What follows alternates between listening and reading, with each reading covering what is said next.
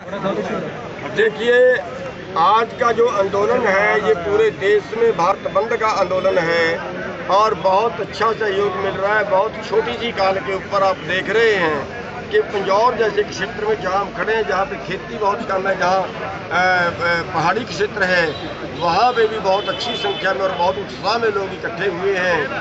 तो सारे इस ढांचे के नए कानूनों के विरुद्ध हैं जिनसे देश का जो सारा व्यापार है वो चंद पूंजीपतियों के हाथों में जा रहा है और चंद पूंजीपतियों का ही देश को गुलाम होकर रहना पड़ेगा। पूरे देश का माल यही चंद लोग खरीदेंगे और पूरा देश इन्हीं से खरीद के खाएगा। और सरकार एमएसपी से बाहर हो रही है। सरकार जो WTO में जो चली गई है, वर्ल्ड ट्रेड ऑर्गेनाइजेशन में जो चली गई है, उनकी शर्तों के मुताबिक किसी देश की सरकार वर्ल्ड मार्केट से ज़्यादा भाव नहीं दे सकती। अगर वर्ल्ड मार्केट के लेवल पे हमारे रेट रहेंगे तो हिंदुस्तान का किसान खेती नहीं कर सकता।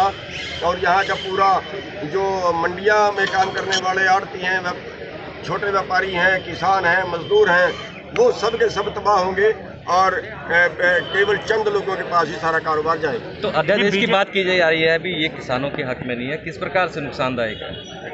देखिए, नुकसानदायक तो इसलिए है कि इससे काला बाजारी की पावर कारपोरेट को चली गई है कि कॉन्ट्रैक्ट फार्मिंग में कुछ सारी पावर उनके पास है। भाव ज़्यादा हो, मार्केट में भाव ज़्यादा हुआ, हम देने के लिए मजबूर हैं, कम हुआ तो वो छोड़ने के लिए उनके पास पावर है।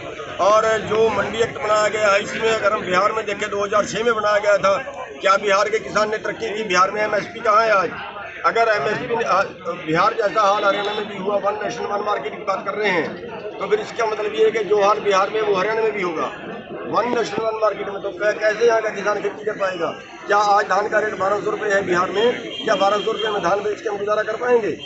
तो ये सारे नुकसान उससे होने वाली हैं। मंडियाँ तोड़ने का इन्होंने ढांचा खड़ा कर दिया है, MSP खत्म करने का ढांचा खड़ा कर दिया। ये कह रहे हैं कि सारे बिचौलिए बीच से बाहर निकाल के सीधा खरीदने वाला जाने और बेचने वाला जाने। खरीदने वाले का अपना भाव होगा और बेचने वाले का अपना भाव होगा, उनका जहाँ भी तालमेल बैठता है बैठा ले।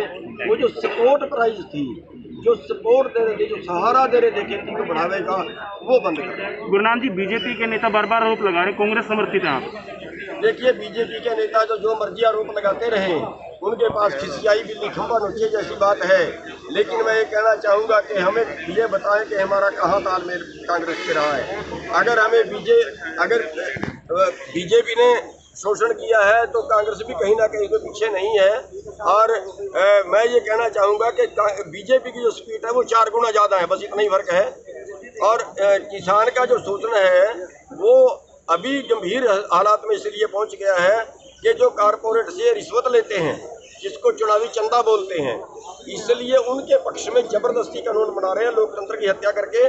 जब जनता राजी नहीं है, एक मजदूर से लेके और व्यापारी तक सब इनके खिलाफ हैं, सब इन अध्यादेशों इन कानूनों के खिलाफ हैं, फिर ये किस लिए बना रहे हैं? ना जनता की बात सुनी गई और ना जनता के प्रतिनिधियों की जो राज्यसभा में का महुआ आपने देखा है, ना जो है जनता के प्रतिनिधियों की बात सुनी गई। अगर अब भी अध्यादेश वापस नहीं होते तो क्या स्टेप रहेगा? बिल्कुल लड़ेंगे, मरेंगे हम। इस तरह का आंदोलन, अगला जो आंदोलन है वो इस तरह का करने वाले हैं कि या तो सरकार को हमारी बात माननी पड़े और या हमें गोली मारनी पड़े। धन्यवाद, थैंक यू।